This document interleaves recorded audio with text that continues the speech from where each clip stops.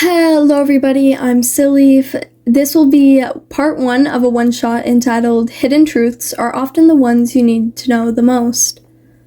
This is written and read by me. Summary. When Aizawa notices that one of his students' behaviors resembles more of an abused child than someone with a big flashy quirk, he goes diving into their past. However, what he finds was not what he expected at all, and has him considering expelling Bakugou on the spot. When Aizawa graduated from UA, he was the happiest he's ever been. After years of rigorous training, countless battles, and hours of studying for exams, he finally stood on the stage, diploma in hand, and, rightfully so, feeling a profound sense of accomplishment. After all, he went through hell and back just to get where he was. He had to study and train harder than everyone else, just because he didn't have a physical quirk. Once he won the sports festival and was transferred to the hero course, however, he knew it was all worth it. For Aizawa, just standing on the stage with his diploma symbolized not only his accomplishments, but the beginning of his path as an underground pro hero. As a pro hero, however, the hard work just seemed to triple. The new heroes that came in every year seemed to make his job 10 times harder. They often thought that just because they had a flashy quirk and a colorful costume that they could do anything. This mentality often led to the tired man seeing more young heroes' deaths than he's comfortable admitting. So when Nezu, the principal of his former high school, offered him a job to teach the new generations of heroes 5 years into his hero career, he gladly accepted. He was tired of seeing newly introduced heroes dying way too soon than they should be, and getting reminded of Oboro. During his years of teaching at UA, he expelled over 50 students, once even his old class. He had more complaints from outraged parents than any other teachers that ever taught at UA. Although he never got fired, due to the fact that his students always excelled after being released into the world of heroics, and they never died an early death. This was due to Aizawa's keen eye when it came to people with the right mindset of quirks in hero society. He never let people obsessed with their flashy quirk and big ego stay. So, when he saw a green-haired kid break himself over the entrance exam just to make it in, his first thought was that the kid was so confident that all he needed to make it in was a flashy quirk. That the teen was self-absorbed and had an ego as big as the sun. And when he saw said green-haired kid's name on his roster, he was going to find something to expel him over. However, when he walked into his classroom, after pulling the same trick he did every year to see which of his students had good situational awareness and which didn't, it also doubled as a way to see which ones would be loud. He saw the kid that he was planning to expel notice him on the ground the moment he laid down, just didn't say anything. His opinions didn't change much, though. He could have just got Shoda from the corner of his eyes.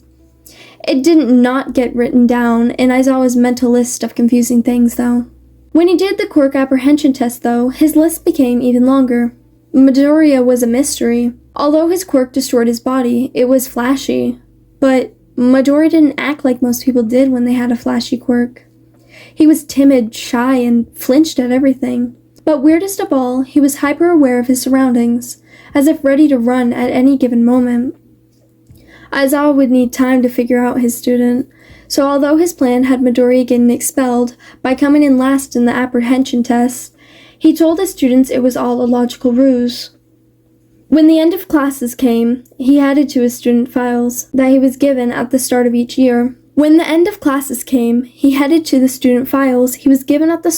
year. He usually made an effort to avoid looking at the files and opted to get a read on his students without any previous input from former schools, but Shoda needed to know. When he skimmed through the filing cabinet and finally pulled out a folder with the name Izuku Midoriya scrawled across it, he sat down at his desk and flipped it open.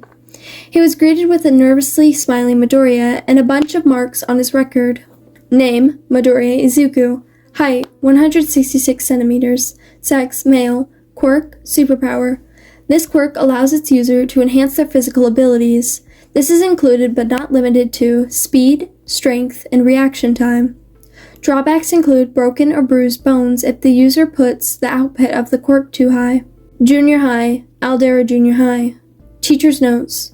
A disruption in class, picks fights with his peers, claims other students bully him, fakes injuries, cheats off of tests and homework. The list went on. Even though Midoriya had only been in his class for a day, the record from his previous school didn't fit the teen. He was quiet, timid, and overall a nervous wreck. The marks didn't make sense at all. They actually fit more closely to another student's personality. He then shut the folder and rolled his chair back and towards the filing cabinet, pulling out one Bakugou Katsuki's file before rolling back to his desk and opening it. Name, Bakugou Katsuki. Height, 172 centimeters. Sex, male. Quirk, explosion. This quirk allows its user to sweat nitroglycerin, which the user can detonate at will.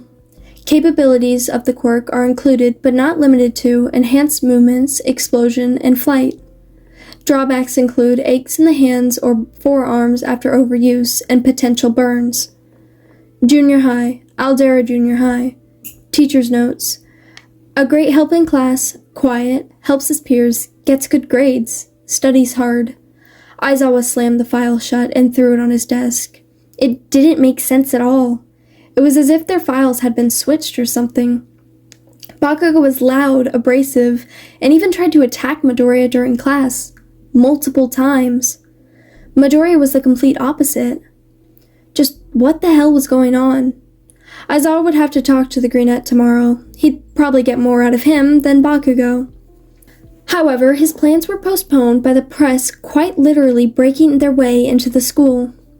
Classes were dismissed for the day due to the lack of security at the moment, and Aizawa would just have to wait till after the USJ tomorrow to talk to the Greenette.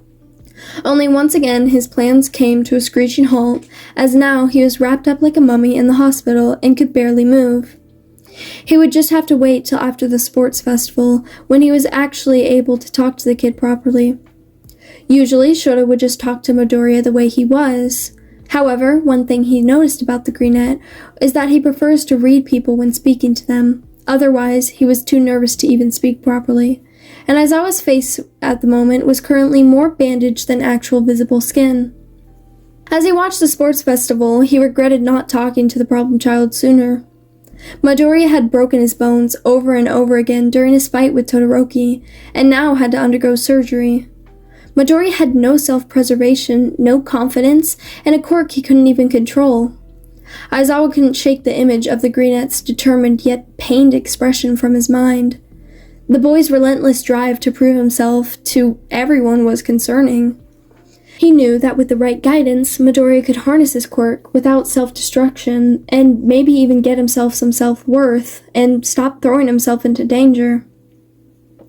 Shota's mind was made up. He was talking to him tomorrow, even if he had to chase the damn kid down. Midoriya, Aizawa said as the bell rang. Stay after class.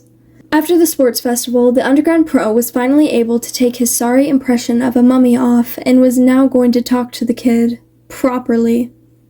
Midoriya startled and quickly went rigid in his seat. You're not in trouble, don't worry.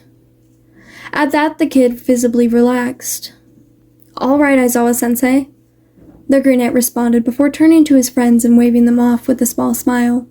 He then got up, grabbed his bag, and headed to Aizawa. If I'm not in trouble, then why am I here? Midoriya questioned while tilting his head ever so slightly.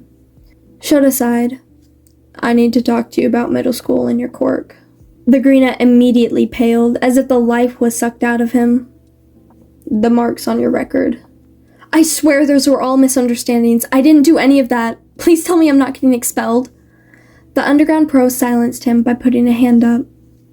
Calm down, problem child. You're not in trouble. I'm just trying to understand why, for one, you can't control your quirk, and two, why it looks like you and Bakugou's files were swapped. The Greenette let out a shaky breath as he looked down towards his feet, muttering under his breath. I haven't had quirk counseling. What? Aizawa replied, shocked. Why? You're supposed to get that when you turn 4 and develop a quirk, Midoriya. I didn't need it, or people thought I never would. Aizawa was taken aback. Were people this dumb? Midoriya, your quirk destroys your body. What could you possibly mean by they didn't think you'd need it? It's required by law. Quirkless people don't need it, though. Midoriya cut in, his voice quiet and hesitant. What? What did the kid mean by quirkless? He has a quirk. I was a late bloomer. I didn't get my quirk till... He swallowed, pointedly looking away from Aizawa, his face sporting a grimaced expression. Till the entrance exam. Aizawa froze. Suddenly everything made sense. As if he had all the pieces to a puzzle, but one crucial part was missing, leaving it incomplete until now. Midoriya had been quirkless. He lived the life of someone that was quirkless for over 10 years. The struggles, the lack of confidence, the reckless determination, it all stemmed from a boy who had known powerless for so long. Aizawa's seen the statistics, the suicide rates, the abused rates, everything. He's seen more red shoes on rooftops than he'd like to admit. The red shoes. The same red shoes Midoriya wore. Aizawa felt like an idiot. He knew that he had to approach the kids' training completely differently now. You should have told me at the beginning of the school year. We could have prevented the permanent damage caused at the sports festival. Aizawa sighed while rubbing the bridge of his nose. You're not gonna expel me? Midoriya questioned, sounding somewhat winded. I'm not gonna expel you over something you can't even control. That would be illogical. Midoriya gave him a wobbly smile, tears forming in the corner of his eyes. Thank you, Aizawa-sensei. No one has ever... He sniffled, and the tears rolled down his cheeks as his smile faded. Showed aside before placing a hand onto the brunette's curls. He said nothing, offering a silent support as Midoriya sobbed. The poor kid had to go through hell just to get here, and he almost expelled him on the spot, without even trying to understand him. Shota knew he had to make amends, and he'd start by investigating into Midoriya's previous school more thoroughly. Aldera was exactly how Aizawa expected it to look. A bit run down, but tried to make it seem like it was still in top shape. After the conversation with Midoriya, the underground pro had gone to Nezu and requested he set up a meeting between him and the previous principal of both Bakugou and Midoriya. He would have done it himself, but it would get done faster if the principal of UA himself emailed them instead of an underground pro that everyone said looked homeless. When he walked into the office, there was a lady with blue hair sitting at the desk, her face bored and uninterested. Can I help you? She drawled, not looking away from her computer. Aizawa Shota, I'm here from UA. I have a meeting with the principal. He replied, his face carefully blank. At his words, the woman immediately straightened and peeled her eyes off the screen to look at him. My apologies. Right this way. She quickly said, pressing a button that unlocked the doors that led into the building and gesturing to them. Go down the hallway to the left, and you should be able to enter the office through there, she said in a more cheerful attitude. Shota's eyes narrowed at her before he walked through the doors, entering into the office, where the woman was, just moments later. Right this way, she said while leading him to a door towards the back of the office. The door had a nameplate that read Principal Suzuki. The woman knocked and entered. Principal Suzuki? The UA representative is here. Come in, a cheerful voice responded before the underground pro was let in. You must be Aizawa, a man with fish-like features said. I guess that explained the name. Aizawa nodded. Please, sit down. I'm sure you didn't come here to just stand around. He chuckled slightly while gesturing to a chair in front of his desk. Aizawa sat down and folded his hands into his lap as Suzuki shooed the lady out. I'm sure Nezu informed you of why I'm here, Aizawa questioned. Yes, he told us you were looking for information about a previous student. I can assure you Bakugou was a top student here, and not to mention his quirk is practically perfect for hero work. Aizawa felt a bitter taste in his mouth. I'm actually here about Midoriya. The principal's expression soured. Deku, he spat. I do apologize if he's causing any trouble. We tried to make it so he couldn't bother UA with his presence. Aizawa grit his teeth as the thought of punching this man crossed his mind. Is that so? He questioned, his tone careful and stoic. Of course. We thought that as long as he hadn't gotten enough marks on his record that thing wouldn't get in. Aizawa slammed his hands on the principal's desk as he stood up, his anger officially boiling over. Do not call him a thing. He was starting to get a pretty good picture of this school. Bakugou was praised and Midoriya was less than human. The principal paled and shrunk back. I don't understand what went through your head to make you think that treating a kid like he was dirt beneath your feet was a good idea and that you get away with it. But trust me when I say that your school will be shut down come Friday, so I'd advise you to inform your students. What? You can't. I can, and if I catch you trying to interfere with my investigation, I will have you put behind bars. Aizawa glared at the man with red eyes before blinking and deactivating his quirk. I want the footage from all your security cameras from the past 3 years. Do not tamper it. I will know. Aizawa said before walking out of the office. By the time he got back home, he had a new email from Nezu to read. From Nezu. Hello, Aizawa-kun. I went through the footage from Suzuki. I attached the most important ones. I can send you the rest if you would like. However, please do not make any rash decisions before talking to Midoriya-kun first. Aizawa's brows furrowed in confusion before he looked down at the 16 attached videos. He took in a long breath before clicking the first one. It showed Midoriya walking into class. The video was taken from outside the hall and peered into the classroom. A kid with a quirk that could turn his body into rocks came up from behind him and punched Midoriya in the head. The next one showed Midoriya taking spider lilies out of his garabako and throwing them out. The third video showed Bakugou shove Midoriya into the wall with an explosion as he walked by. As Aizawa watched on, he felt his guts twist with disgust and anger. Bakugou was a part of this. He was the main bully, if anything. The final video showed Midoriya's book getting snatched out of his hands by Bakugou before it was blown up and tossed out the window. Bakugou then placed a hand on the greenette's shoulder and burned it. He was saying something, but Aizawa couldn't hear it, as the videos only had a visual, no audio, and it was too low quality to zoom in and read lips. Aizawa watched Bakugou go to walk away, but pause in the doorway, turn back to Midoriya, say something, and then walk off.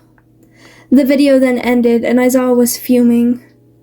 He was going to expel Bakugou the moment he saw him tomorrow. However, please do not make any rash decisions before talking to Midoriya-kun first. Nezu's voice rang out through his head, causing the underground pro hero to groan. Fine, he'd talk to the kid first.